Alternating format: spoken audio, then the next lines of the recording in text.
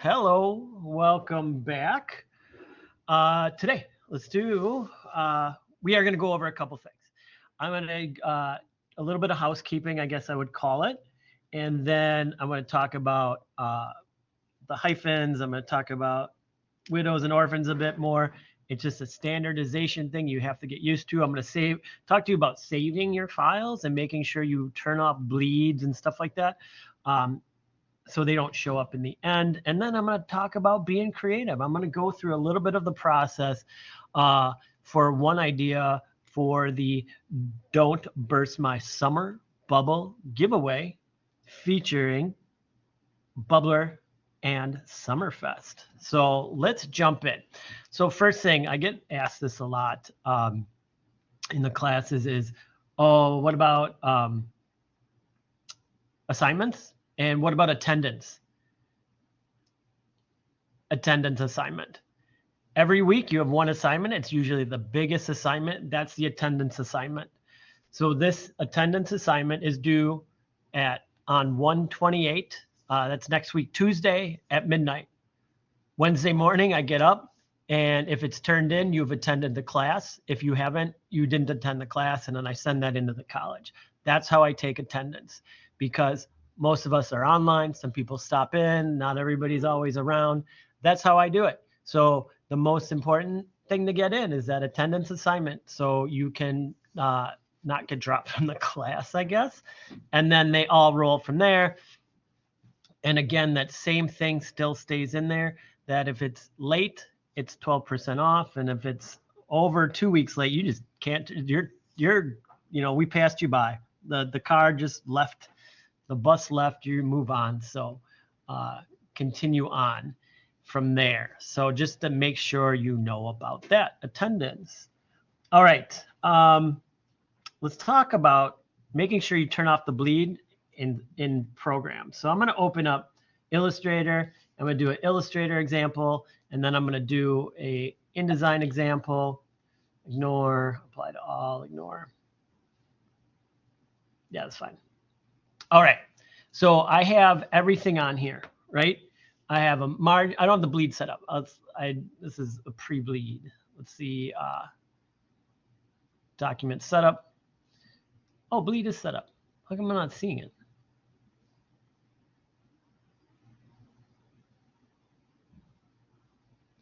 Oh, it says it's set up, but I should have a red mark around it. I don't know why it's not showing it. File. Let's try one more time. Document setup. Bleed.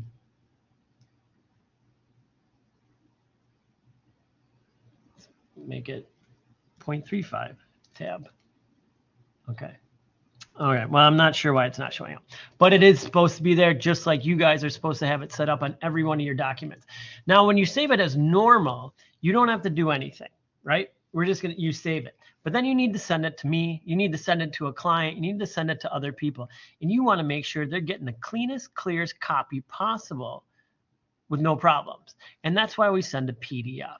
So when you send the PDF, there are two things I want you to do from here on out. And you're going to hear me until you get it correct. Like I'll write back, like, make sure you do these two things every time you save a PDF, because sometimes it flips back. So I'm going to go to File, and this is Illustrator, and I'll do another one. I'm going to save on my computer for sake of ease.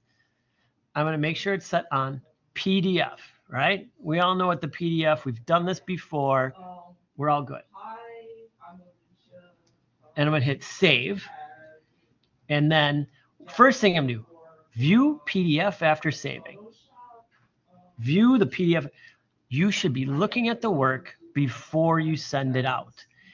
Opening it in the PDF is going to show you the work in a different way, and you'll be able to notice mistakes, problems, spacing, sizing, when you see it in this clean format. So always view your PDFs and check them. So easy to do that. It's a click of a button, it automatically does it. Now, the other one is I want you to go to Mark and Bleeds, and usually this will be turned on. I want you to turn that off, all right? Turn that off. This is just for the PDF, and I don't want to see that, all right? So make sure that's turned off. So in general, make sure view PDF after saving is turned on. Make sure marks and bleeds is turned off. And then I'm going to save my PDF. And now watch what happens. It automatically opens up that PDF. I see it in all its glory. There's no little crop marks here. The bleed's not showing, so it looks like it has more margins. And it's nice and clean. And so I can see and I can double check things. Is everything lined up? Does it look good? You know, all that kind of stuff. And if there's a problem, you close it. You know, no, don't. Cancel.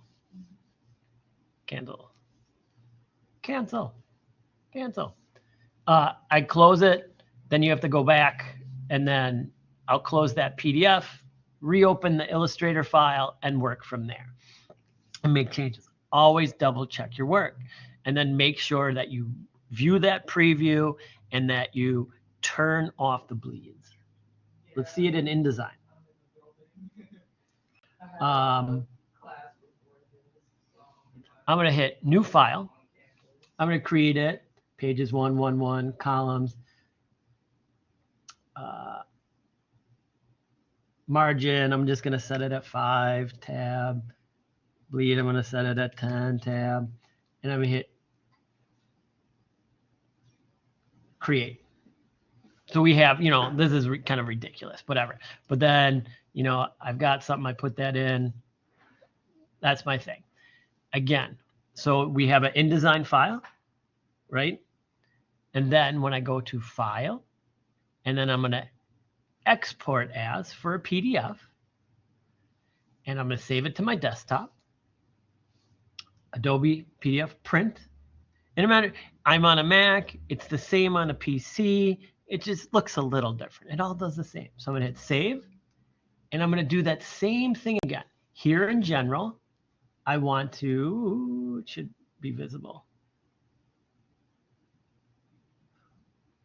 View PDF after exporting, that is checked. Marks and bleeds is unchecked. All right, unchecked. And then I'm going to hit export. There I have it. Perfect. I double check my work. Doesn't have any extras. I'm not seeing the crop marks. Every time, if I see the crop marks, I'm going to double check and be like, you got to click that button. You want to make it clean and clear for your client. You don't want anything in there that's going to interrupt them seeing your fantastic designs. Just, it's a habit. You're going to develop these habits as you roll and as you go and become better and better designers. So make sure you're doing that. So that's a big one, making sure you're turning off the bleed and you're viewing your PDF. Don't just throw it at me. Don't just upload it. Double check it yourself. Because it's kind of embarrassing if you upload it and then you realize things are wrong. You can always just re-upload. You know, like if you see it, fix it before I get to it. And then I'm like, oh, fix this. And you're like, oh, should have done that. Make sure you do it. All right. Those are that. I don't think I went through on Tuesday. It was a whirlwind. There was mistakes and there's at home for me. And then it was all very weird. I don't think I talked about hyphens and widows.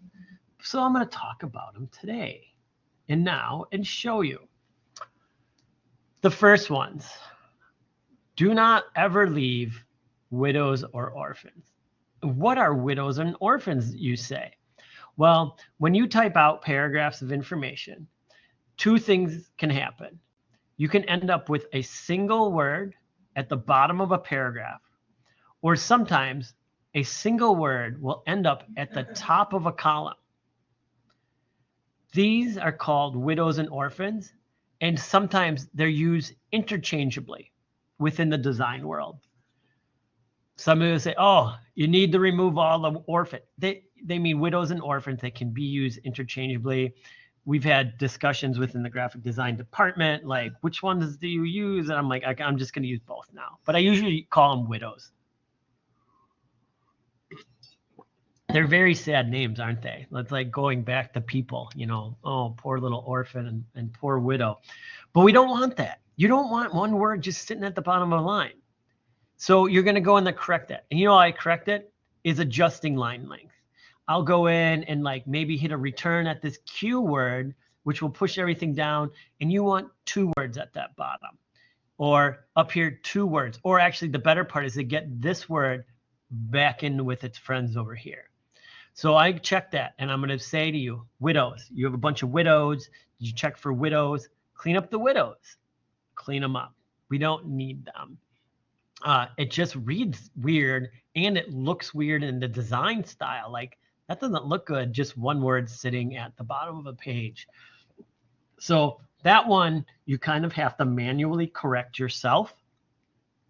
But that's part of being designer, like going in there and meticulously saving stuff and working at and making sure everything is perfect. The computer doesn't do everything. It does a lot. It doesn't do everything.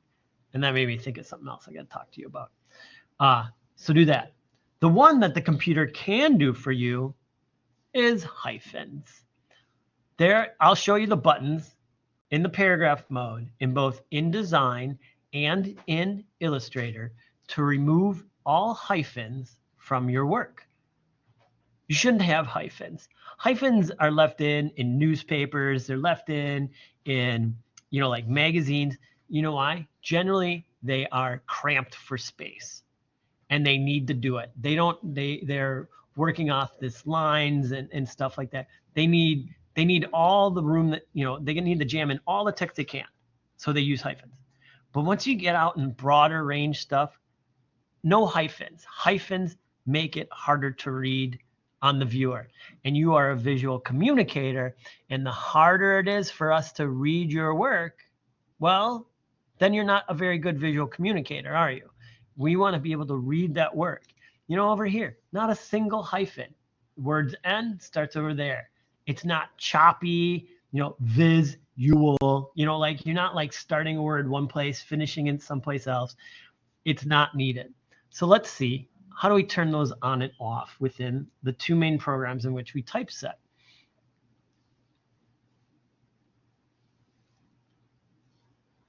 Create a little text boxy box. This is, of course, Lorem Ipsum, famous Lorem Ipsum. You're going to go down to paragraph. So I keep my paragraph stuff open. This is Illustrator, my paragraph. And I'm going to go to my paragraph. I'm going to go to these 3 dots right here and expand it. And look at that. Hyphenate. Now, if this is checked, watch what happens. It starts to hyphenate. I want to make sure that's unchecked. I don't want it hyphenated. The weird problem is the standard for opening these programs is to have hyphenate pre-selected. I've tried a bunch of ways. There are these weird ways you can go in to make sure it's not hyphenated when you start new documents. It's really tough. You have to go in like the back door and do all these weird settings and then save it out, and like it's a pain in the butt. If you ever just happen to see a hyphen show up, go to paragraph and make sure hyphenate is not selected. All right? We don't need to be hyphenating. Now here's the other, I'll do it in InDesign as well. File, new, document. Great. It's not all my preferences. Pull a box. Oh, I don't have it set to put, fill with placeholder text. All right. Let's look at that. A bunch of hyphens. Well, that means hyphenate is selected. And all I have to do is unselect. Now, nothing happened because I don't think I had that select. Or that one didn't do it.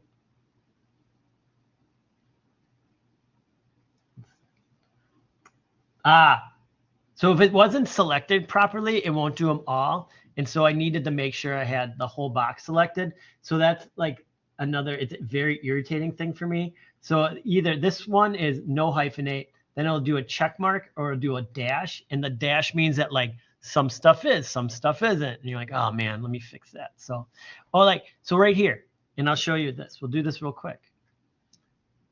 Ianos, that's 2 words, but you know what? I'm going to hit what's called a soft return. Soft return is I hit shift and return at the same time.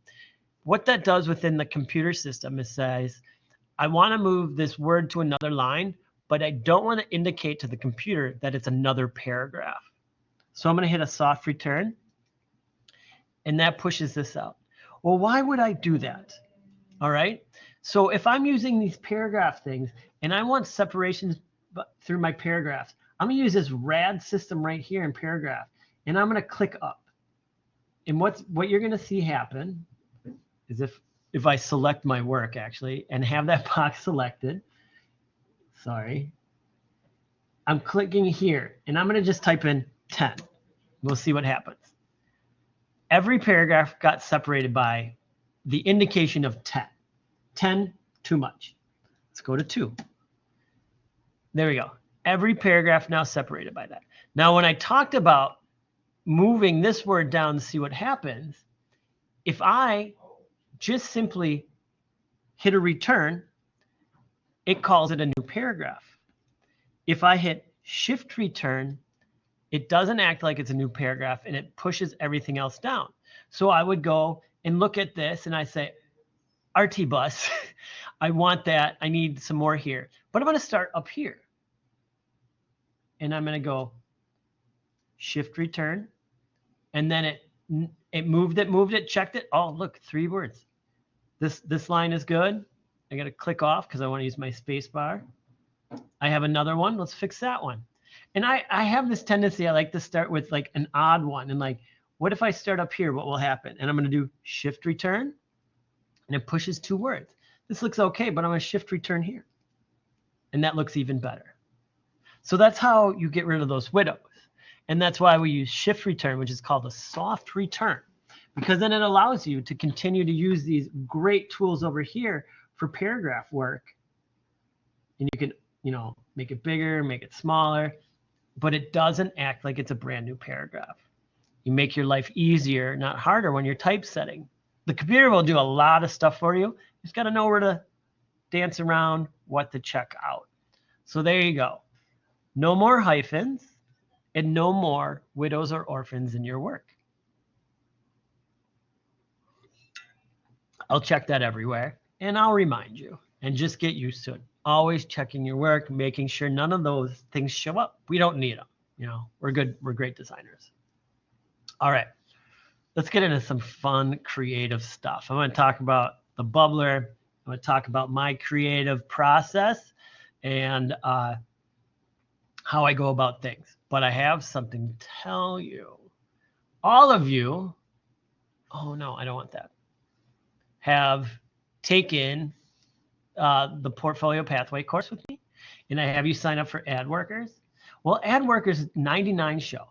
This is the best work in Milwaukee being displayed at a show at the Milwaukee Public Museum, February 27th at 6 p.m. Everybody in the graphic design world in Milwaukee will be there. And guess what? You get to go for free. You register and you sign up as a student, and you can go to this downtown event and hang out with the greatest creatives, see the work, see award-winning work, and see what the people look like. Hang out, feel cool, like, oh man, hanging out with the designers, hanging out with art directors, hanging out with people who own design businesses, and start to get to know it. It's free for students. It's free. That's why you signed up. You got that email, register. I'm probably going to be there. I'll get there at 7 when the show starts. I'm going to watch the show. I'm going to see the inductees to the Hall of Fame. I'm going to watch the awards, and I'll go. But I'll be there. Maybe you see me in person. So come on down. These are the events. This is how. Networking, they call it. Oh, I didn't know. This is the stuff. Like, how do I find out about? This is how you find out about in Milwaukee, graphic design. This is it. This is the show to be at. So make sure you go. Don't be shy. If you're shy and somebody goes and they talk to somebody and they're intrigued, that person might get a job. Oh, that was nice to meet you. What's your name? Oh, here's my card. Contact me when you graduate. It's networking. It's where it's at. So check it out. Go to the 99 show.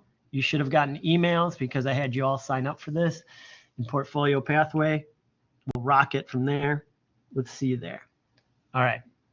Now on to Bubbler, the Summerfest ticket giveaway phase 1. We need logos, right? We need logos. And the main part of this logo is don't burst my summer bubble giveaway. And then Bubbler and Summerfest logos are secondary. Where do I start? Well, you know what I typed in? I just, I wanted some visuals. And what's better than just typing in a Google search for summer and music? It's Summerfest. It's summer. It's don't burst my summer bubble. And look around. Get some visual ideas. What looks cool to me? What can I not copy directly, but emulate? Ooh, I like this summer music. It's a little like, retro.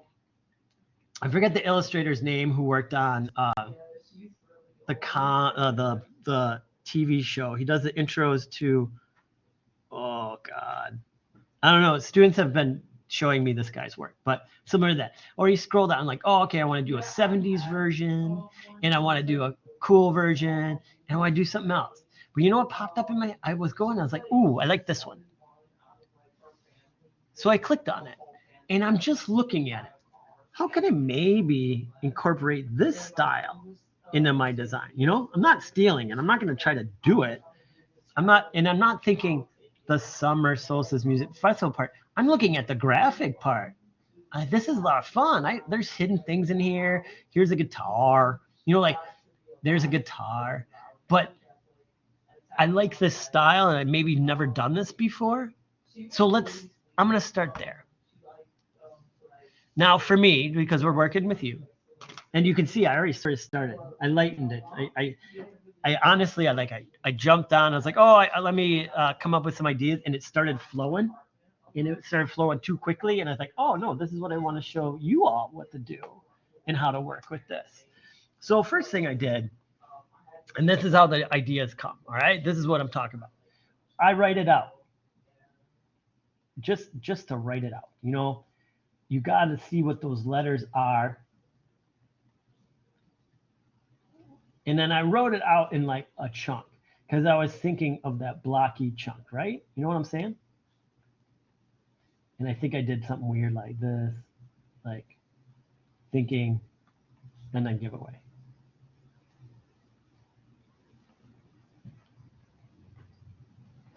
It's not design. It's not anything. Then like maybe put a logo here, put a logo here, like bookend this. But like, okay, so this is just like a start. But I just needed to get it on paper, get my mind on the paper, right? Right.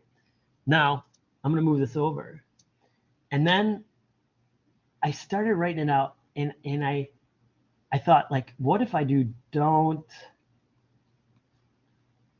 burst my summer.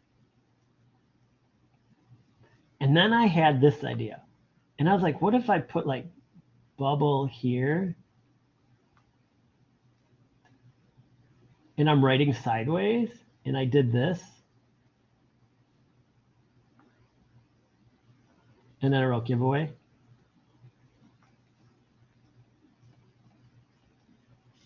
And I thought, I did it. That's it. That B is what I needed to see. Let's do it. Let's do this. You know what I'm saying? All right. So let's make those letters like that. So then now I'm just experimenting. And this is just so I know, like all like don't, and like the N, like I'm gonna do flat, don't. And all I'm going, and then I had like a B, like, do I want to be like this?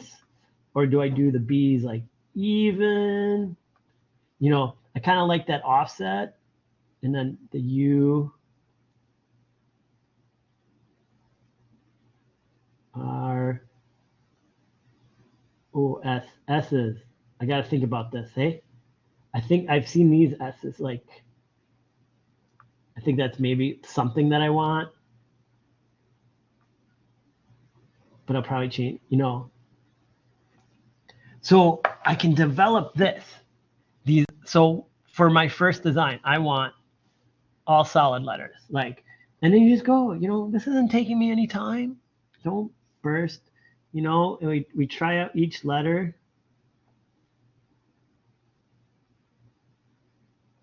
I've not done this before. Burst my.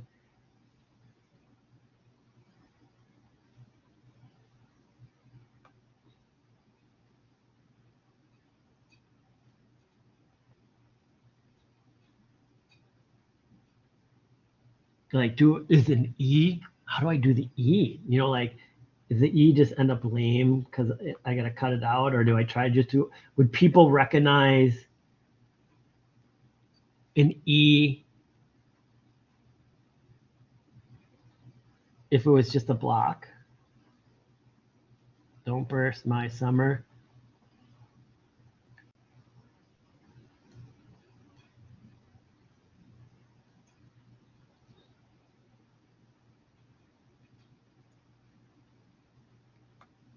I think it has to have it. The block's not going to work. Oh, and that I should have done this differently. I think I want to arrange this so it's like a block. My design is like a block, and that would be then the block can go places and live different places. But I'm right now I'm just thinking about each letter and hopefully that maybe get.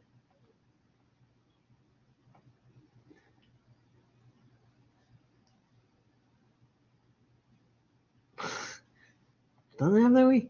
Great.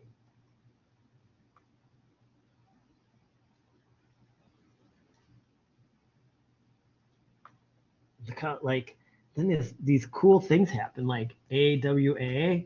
That's working out great. And I can still do the logos on the side. I know that, but it's getting me. And so that's where I want to go with this one. And so the design thought process starts with a little research, then some just writing. I just wrote it out. You could do it digitally. I'm a big proponent of this messy. Some people aren't. But you know what I'm doing? I'm spending I'm not in Illustrator or something like that. Just trying to find which font do I want to use. I'm going to create my own font. So I'm going to end up having to do this. But I didn't spend time looking at fonts and having maybe fonts dictate my idea. And you can be so loose, of course, bubbles. We have the idea of bubbles, what a bubble looks like in a bubble font. But I'm looking at the bigger picture. And that's why I did some research first. And then we can work from there to create a highly creative design that comes from your brain plus a little research, and not so much of this is all I could do. And, these are the fonts I had in Illustrator or something like that. But I will say this for the research phase. Sometimes looking, what I just did is wonderful. You can do this. Go to the home. This is the Adobe Creative Cloud. Since none of you are here, I assume you all have this at home. And I'm going to click on this little F. That's for your fonts, added fonts, and it has all your fonts. But then I'm going to click on Browse More Fonts. I'm going to pull that over here. And then you can this is Adobe, scroll through. What are you feeling? Crazy, funky. What do you got for funky? All right. Do any of these call out to me as something I would maybe want to use and be able to manipulate and change to work well with my design? Look at these, what sparks an interest. So that's how you come up with these ideas. And that's why, when we talk about this, it's you have 3 ideas, but there's one. I got one done. I literally did that in 15, 20 minutes. that's where the idea came from. You do like 50 of these, you know, in a short amount of time, and you just kind of keep doing it. The other one is do one, do two, wait a day, work on something else, come back to it, and then relook at them and be like, oh yeah, you know what, I should update this or change this. And this is hilarious. I wasn't even fully looking at this. Look at this. That's almost the exact font that I want. But I still think I'm going to create my own because I don't have that many letters, and I think I have more control. So, oh look, and I already have it. I have it installed. What did I use those for? I don't even know what I use those for. But that's what I wanted to talk about today when we talk about design and how we do and how we come up with things. And then next week I'll talk about the, you know, turning this in from a sketch into the real world and start adding stuff and embellishing it. And only like, you know, like really just thinking about what is this logo? What is my statement with this logo? And then how is that going to grow into the other pieces? Any questions?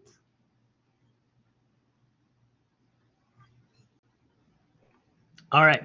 So you know how to reach me. If you do have questions, I'm happy to answer them anytime. Send me messages, send me texts, emails, whatever.